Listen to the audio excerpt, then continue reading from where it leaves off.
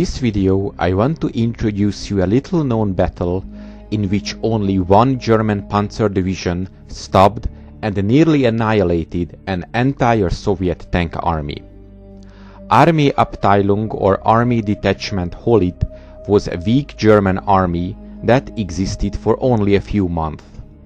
It was formed in November of 1942 from mixed combat groups including rear units of the 6th German Army which had not got into the Stalingrad pocket.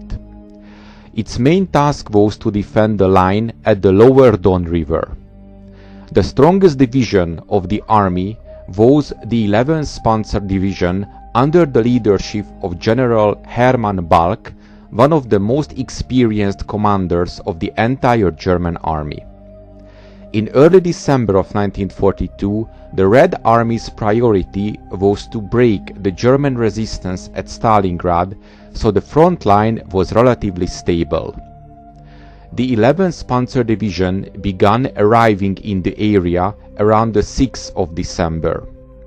The 336th German Infantry Division had already arrived at the sector and was deployed along the Chi River line. On the nightfall of the 7th of December, the 1st Tank Corps of the 5th Soviet Tank Army crossed the river, driving deep behind the left flank of the 336th Infantry Division, and managed to take State Farm 79, where the supply columns of the Infantry Division were located. After that, the Soviets consolidated their position for the night, preparing for an assault the next day.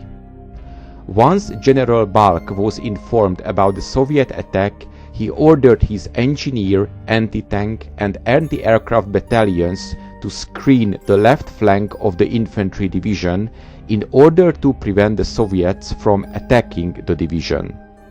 On December the 8th, as the Soviets were starting their move, Balck's Panzer Regiment attacked. By the end of the day, the Soviet 1st Tank Corps had lost 53 tanks and basically ceased to exist.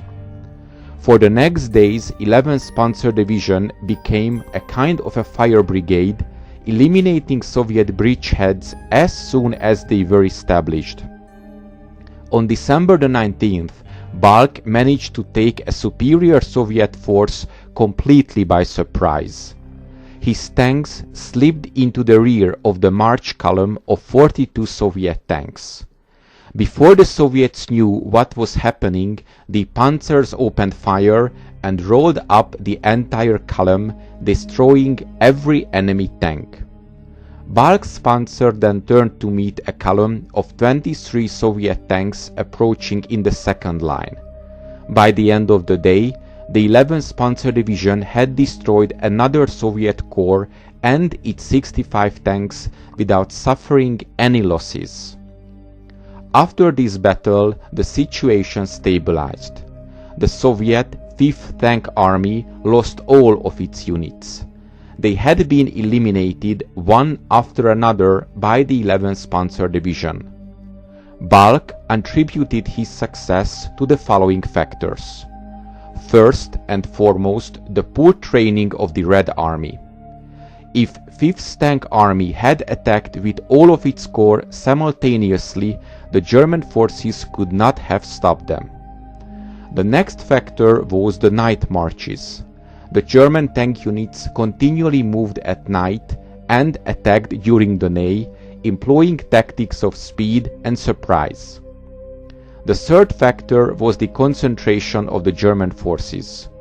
Although moving against the German units concentrically, the Soviet 5th Tank Army attacked piecemeal and thus was destroyed piecemeal.